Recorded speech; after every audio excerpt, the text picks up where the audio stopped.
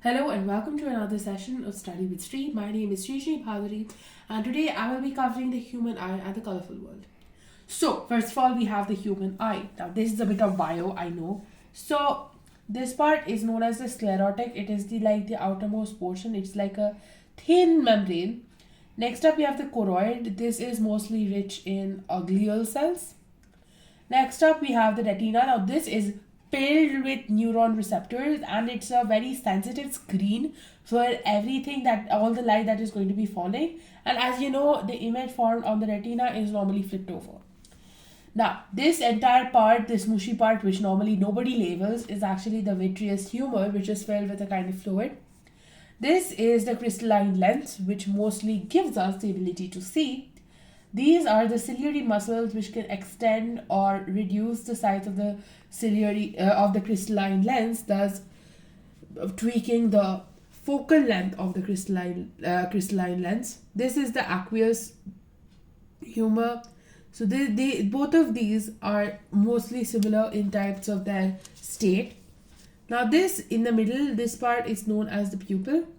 These two strips over here are the iris and they normally give color to your eye, as you know. And this is the cornea, which is the outermost layer.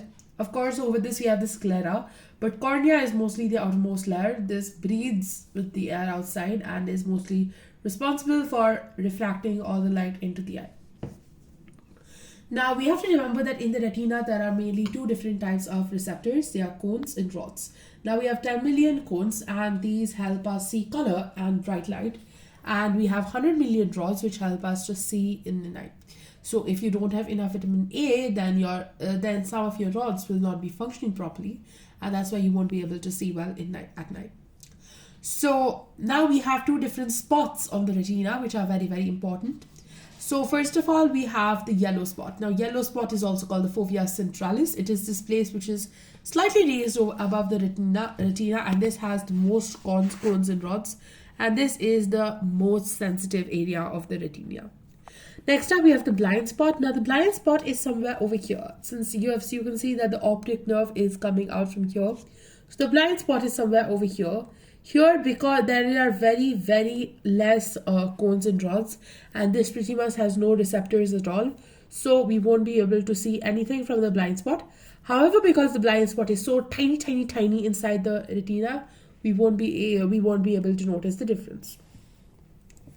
Now, our human eye is very beautiful, so it can accommodate any particular object, no matter how far it is. So if it's at infinity, it increases its focal length, the thickness decreases, and the ciliary muscles relax. However, if it is close by, of course, which is like very close by, less than 1 feet, then it has to decrease the focal length, then the thickness decreases and the ciliary muscles contract.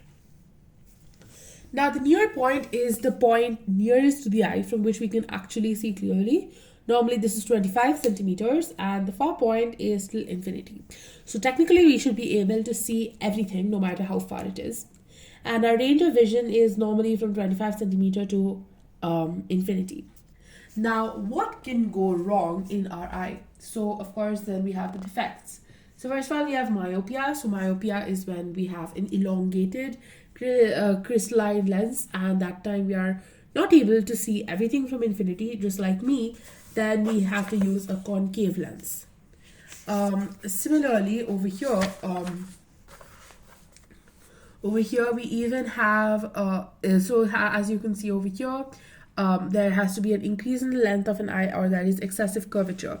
So what ends up happening is that an image like this is formed and this leads to all the blurriness that happens for short-sighted people. So,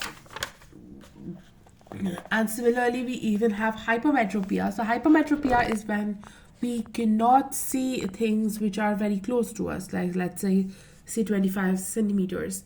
Then when it enters, it is not able to accommodate because there is a decrease in the length, as well as there is an increase in the focal length. That's why it leads to a blur over here. So this can be corrected using a convex lens. And when you're doing this, a very important thing is the lens maker's formula or the lens formula, which is 1 by f is equal to 1 by v minus 1 by u. Now, presbyopia is a very complicated medical condition. It is when there is due to the aging of a person, the crystalline lens itself cannot exactly tweak itself to accommodate, and therefore we cannot see stuff which are closer to us.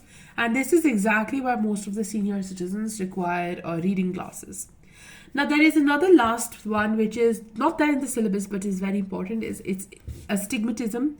So in astigmatism, you cannot see both vertical and horizontal ranges at the same time.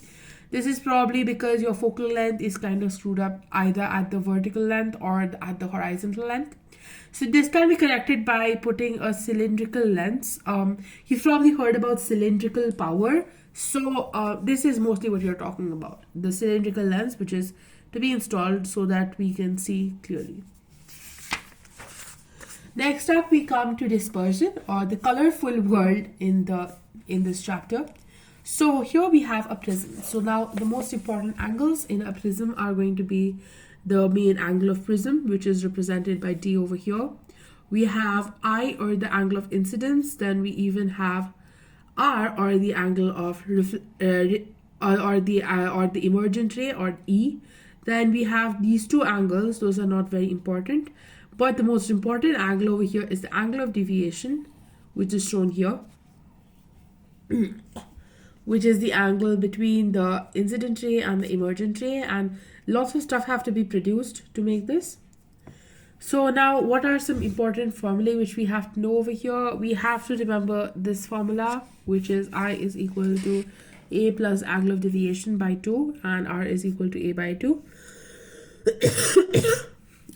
This formula is also very important for 12th, although this is not exactly in the syllabus. And this is mostly for straight beams of light. But what if white light is entering? If white light is entering, then of course, as we know, it gets split into 7 major parts, which are like Vibgyor. As you can see, this is because of the difference in the wavelengths. They are going to be bending, right? However, they are not going to be bending equally. So there is going to be a lot of differences in the way they bend, as shown in this experiment.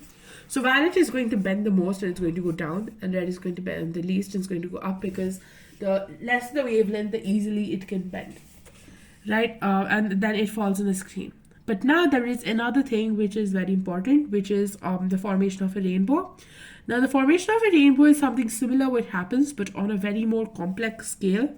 So here the refraction happens, total internal reflection happens, then again refraction happens, and finally it enters our eye.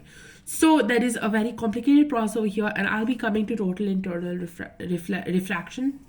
So basically over here, what happens is when there are two prisms which are kept like this, the dispersed things which come over here again get rejoined as white. So in the end, fundamentally, white is going in and white is coming out, but in the middle, you are going to get an entire spectrum. It is really, really beautiful to conduct this experiment. Finally, we have a few examples over here, like twinkling of stars, Tyndall effect.